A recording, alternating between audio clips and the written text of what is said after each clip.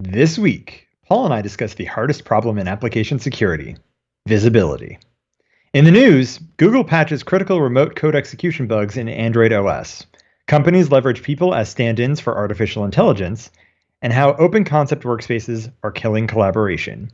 Stay tuned for all that and more on this episode of Application Security Weekly.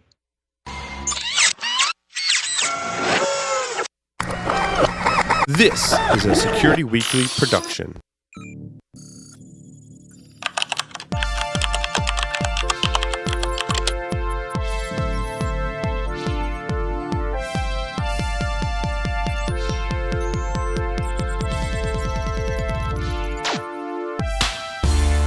Layered Insight is the industry's first embedded security approach for containers. Trusted by Global 1000 enterprises to secure their containerized applications, it's the only solution that requires no root privileges, has zero dependency on the underlying infrastructure, and is fully portable across any container environment. Unify DevOps and SecOps, enabling the rapid development of containerized applications without worrying about security. To learn more, please visit layeredinsight.com/ASW.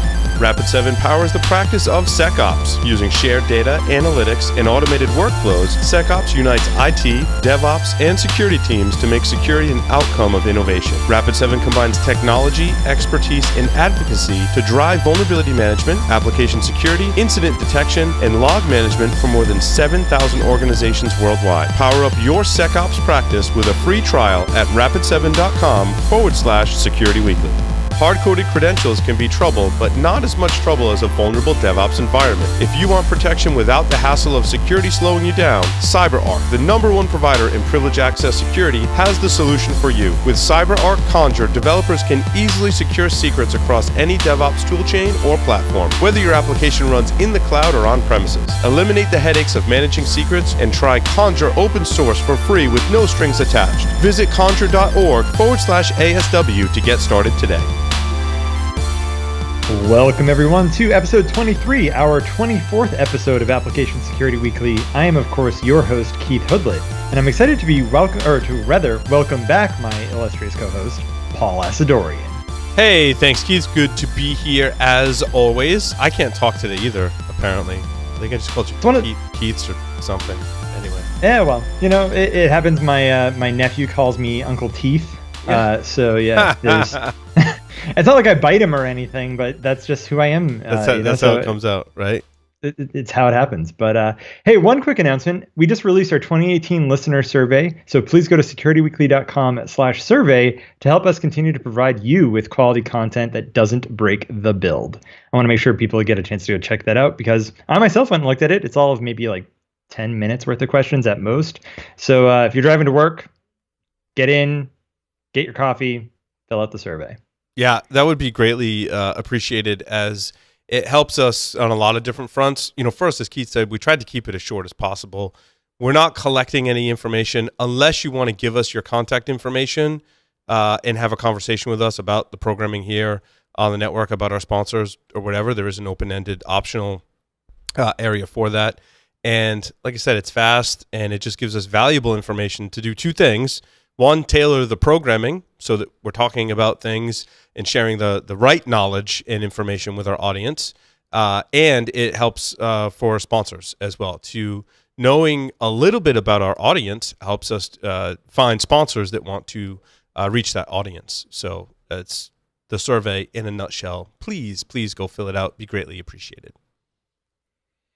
Cool. So with that, Paul, I wanted to talk this week about one of those problems that I identified as part of my new role, which is the problem of visibility in application security. So one of the things that I've noticed across the board with a lot of different people that I speak with in application security is, first of all, there's a ton of different ways you can go about trying to identify vulnerabilities in the things you know about.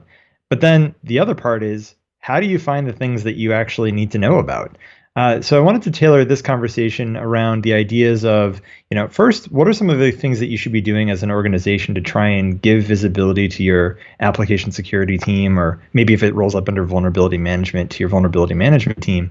And then, of course, making sure that you're going through some of the things that you need to do to, get into the right DevOps workflows and get everybody on the same page. Paul, I don't know if you had any thoughts as to where you wanted to start this conversation. I Well, know that visibility in general is a big problem in security. So, I think it's kind of interesting. It reminds me of when I worked in vulnerability management, and we have, this saying that goes around that says, well, if I never go to the doctor, I'll never be sick, day of my life till I just one day drop dead. Some people have the same approach to vulnerability management in terms of visibility, Keith. They don't want to know. The more they know about is the more that they have to fix and address. And now that they know about it, it's a potential liability to everyone that knows about it, which is just a completely backwards way to think about it. You obviously want to know about everything.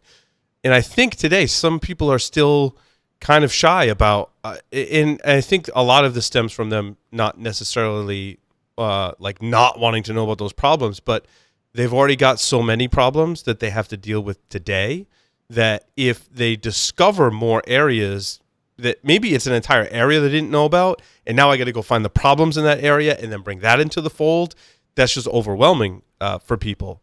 And what I believe that, analysts and practitioners and those of us in the field that have the right way to think about this is, and I think we've had this debate on several shows, I want to know about everything. I want to know where everything is. I want to know about all the problems that I can so that I can prioritize them.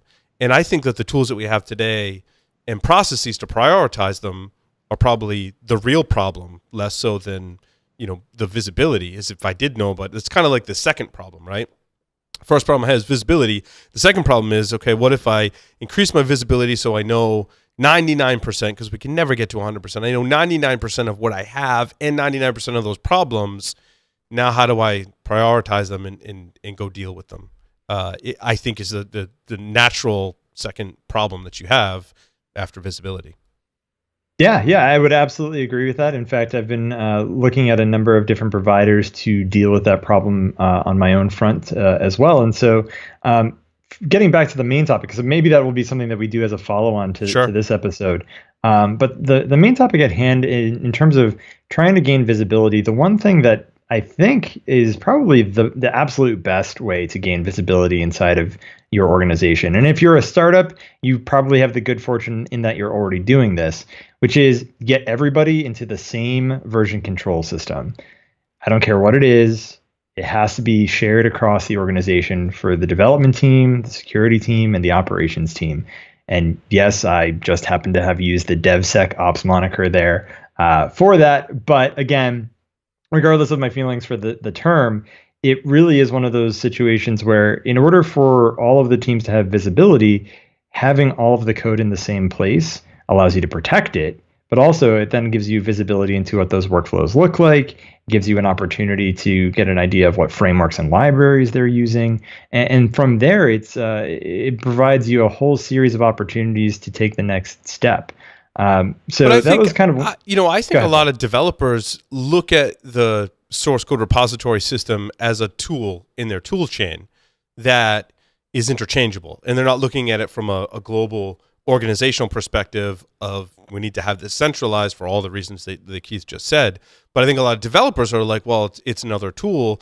I can swap that out. Hey, we got this new project coming up, or, we're about to make this big code change. Hey, this other source code repository system has some better features to let us, move forward with this project. So let's just switch over to that. And it can be pretty easy to switch, between tools. Of course, it can be very difficult as well. And then they just go off and start using it, which is hard to control. And I think it's not as bad of a problem, but it's almost like getting everyone on the same editor. Like if you told your whole development team, hey, everyone's got to use VI or everyone's got to use Emacs, like, get ready for pitchforks and fires outside your office. I think the source code repository is a similar kind of thing, and it can be very challenging to get your whole organization on the same one. Absolutely. And not to mention, of course, depending on how big your organization is, you might find that you end up having several, enterprise instances of the same version control system used by different teams, because part of that problem in getting everybody onto the same version control system is who owns it, who maintains it, and who administers it, right? So in some ways, it's almost people failing to see the forest for the trees, where it becomes a political battle inside of the organization of, oh, we don't have to wait for change control, we don't have to wait for approvals, we don't have to wait Yeah, for, yeah. you know, all those problems that come about as a result of just trying to maintain it under one system. Well, I mean, But and that could be a whole other segment that you're hitting on right there, right? How do you convince all of your developers to use the same tool? How do you sell it to them and overcome all of their objections? I mean, it's basically a sales thing, right? You have to make sure you're meeting their requirements. If you don't know what their requirements are, I mean, that's also kind of a visibility thing, right? But getting back to the heart of the matter, how do you discover if someone is using, or different groups are using, maybe it's the same code, right? Same source code repository system. There's just multiple instances of it, like you said, Keith. And I really think that the quality passive analysis tools that exist today are that's going to be the answer. Like, you have to look at the metadata from them, right? Going out and scanning for them, I can tell you, I worked in vulnerability management for a long time. Like, that's only going to get you a certain percentage of the way there. Maybe 50, 60, 75%. Maybe you want to get up into the 90s and know about what version control systems exist. You got to sniff the network. You got to look at things like logs, right? And analyze your logs. And those are two really great sources of discovery, right? And looking at what's in your network and understanding what is being used. And you may say, well, we're just using this internally. However, that software is probably going to go out to the internet at some point and try and update itself, or leave some kind of footprint on the network, maybe in your DNS logs. There's lots of really smart ways to passively identify these systems, which would be my advice. I think DNS is a good one. There's lots of tools. I mean, open source and commercial that'll allow you to do this identification of what's running on your network. And I think the other part of it too is, especially depending on the organization that you work in, people will suddenly hear that you exist and they'll come knocking on your door, right? And that's actually an opportunity where, if you have already set up or provisioned some sort of version control system that your team is using, you invite them to join yours, right? You say, we can help you, but cost of us helping you involves you migrating to our version control system. We'll set up, however many administrators from your team that you need to be able to get everybody over appropriately. But I think that that's probably the best way to do it, which isn't a forced model, right? You want to be someone that's opening a door for people and saying, look, we're here to help you. Come on in. We can make this a smooth process. And whether you're operations or security or otherwise, I think that you need to find a way to collaborate with these teams that isn't imposing. So I think that you're right, Paul. Definitely figuring out who's using what and where is helpful, because it at least gives you an idea of, okay, if you want to go and offer your services to a different team, you kind of already know. It's almost like you're cheating, right? You know that they're using a version control system that you can assimilate into your own. It's just a matter of approaching it the right way. Right now, it's not a matter of, you must use our version control platform, because as security, our job is to protect the intellectual property of the company, right? So in some ways, that then becomes a discussion of, should security own it anyway, right? Like, just from a protection standpoint. And then if the answer is yes, you have to then figure out how to get people to migrate over and want to, right? So that's the other part of the problem is figuring out what can you convince them that they're going to gain as a result.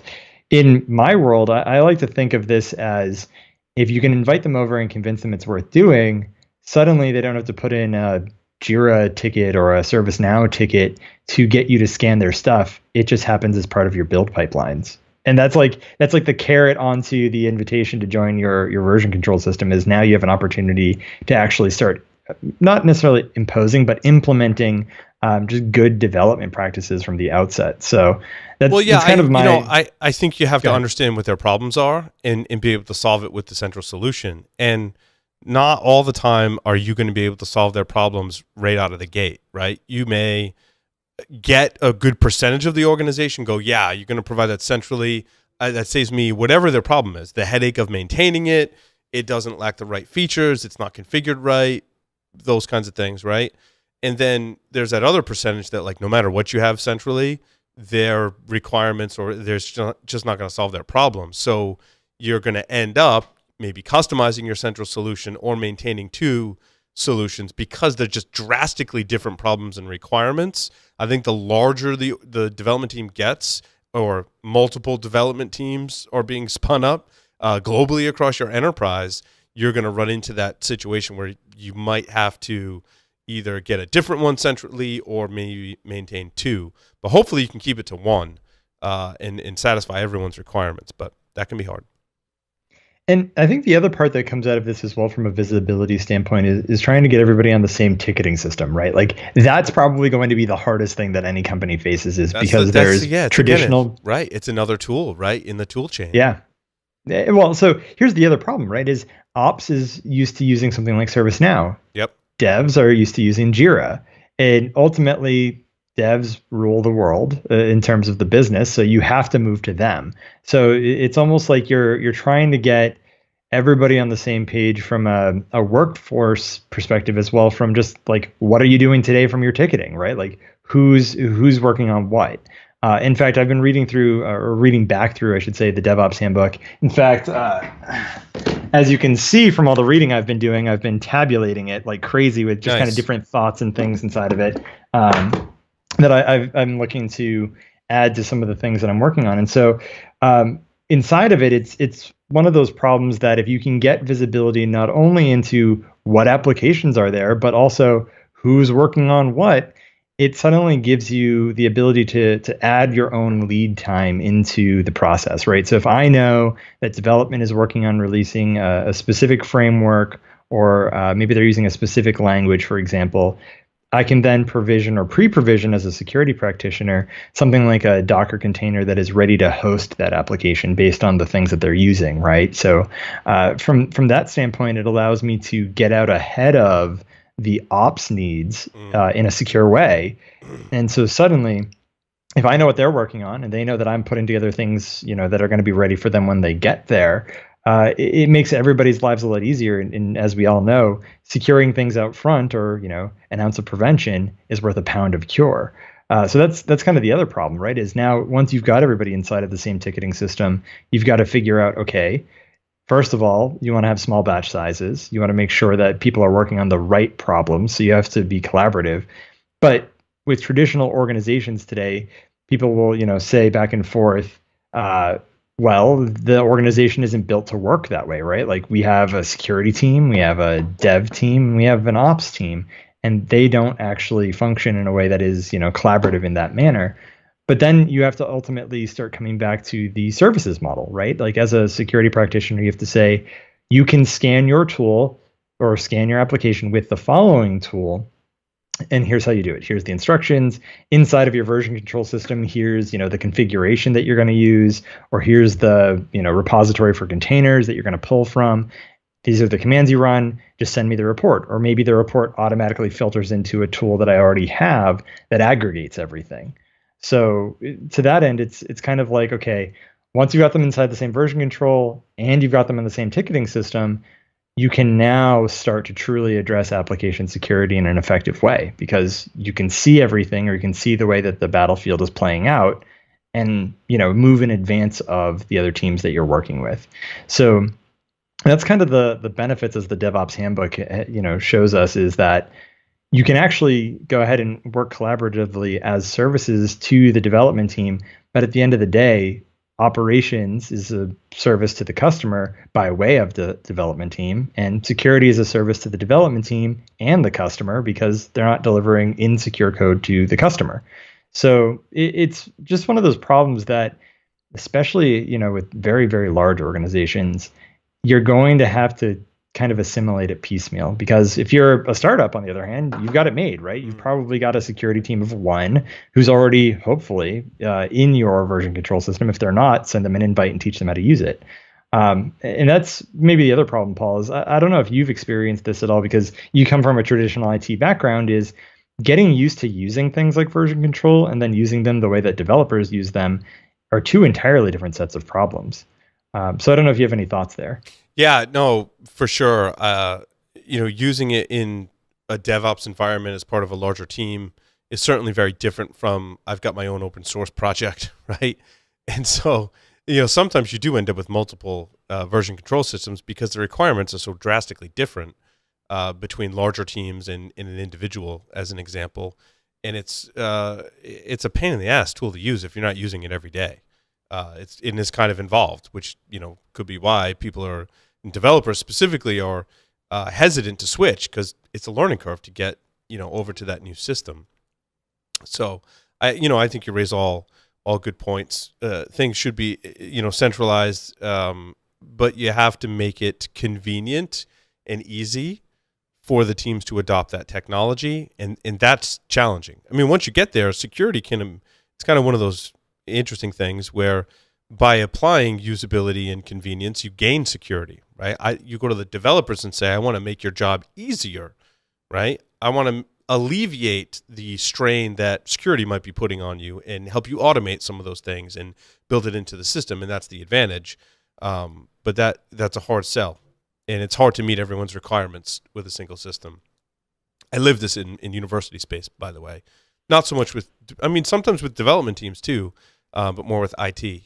And what the studies and case studies and practical experiences show is that from a security perspective, having stuff centralized not only gives you the visibility that we're talking about, right, but provides for a better level of security overall. And that's a very general statement, but there are many articles and presentations that have been given, largely around university spaces, that say, hey, once we centralize things got better, and that can be a model. Well, and so I think that if you are in a large organization and you're thinking to yourself, yeah, I'd love to see all of the things that we're working on so that I could make them secure. The right way to approach this to start, in my opinion, is to start something like a working group, right? So you might not have the individual authority to say we are going to do this, wholesale across our division or across the organization, but you might be able to convince your manager, or if you are a manager, convince the executive team to say, let me show you that this can work. Start small, as per DevOps, small batch sizes. Figure out the right problems. Give it a defined timeline, and then also figure out, what are your goals or your mileposts throughout, right? So maybe you have something like change control at the end of the year because you are a retail shop and you rely on, holiday sales. Well, guess what? If you are still using some sort of code freeze or change control freeze at the end of the year, your competitors will beat you in the long run, because guess what? They don't. They're going to probably be pushing to production multiple times a day, if not hundreds or thousands of times a day. I think in the DevOps handbook, which obviously is a little dated at this point, but they cited something like 135,000 pushes to production as a metric for Amazon per day, by the way, right? So if you're an organization and you're not doing daily production, pushes of code or new features, you definitely have an uphill battle, because there are teams out there that are doing it with regularity. And part of that, again, comes back to visibility, right? So if you have visibility into version control as a security team, as an operations team, if you have visibility as a development team into your infrastructure as code, right? So you inside of that repository, you're going to include all of your infrastructure configuration.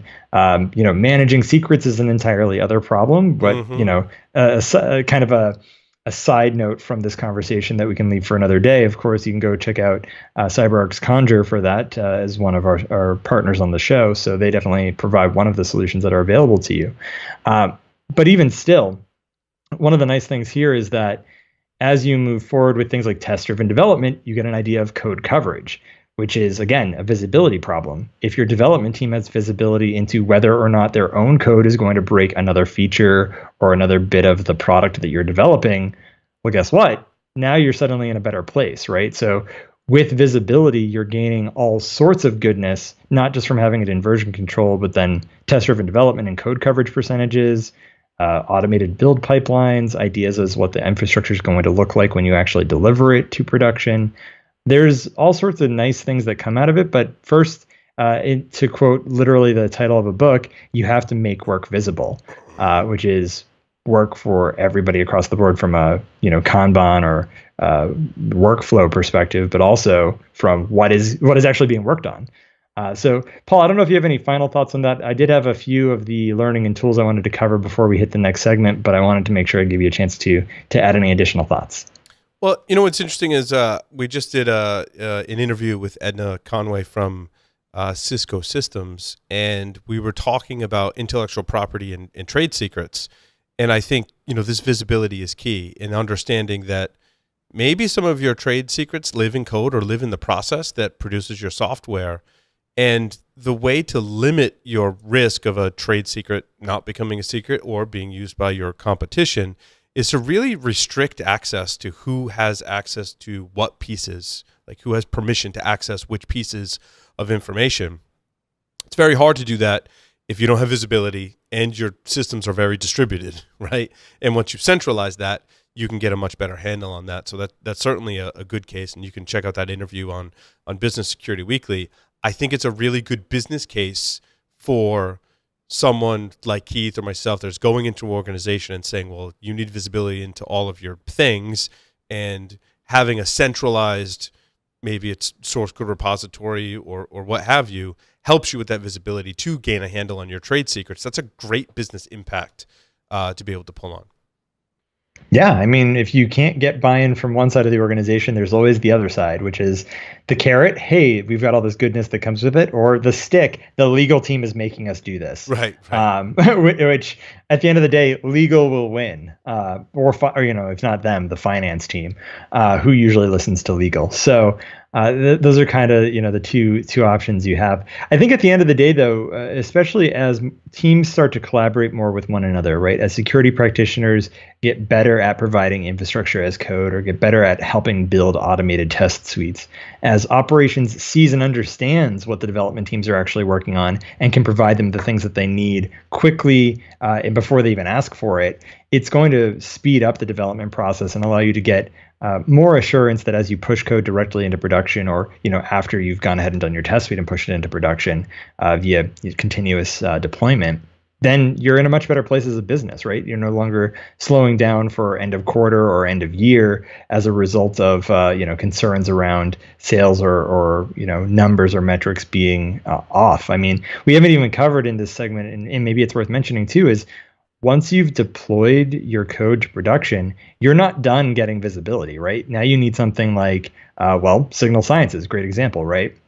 Something that can provide you metadata, or even just monitoring around how your applications are being used, right? So that's the other side of it, Paul, is once you've deployed to production, you're not done. You still need visibility.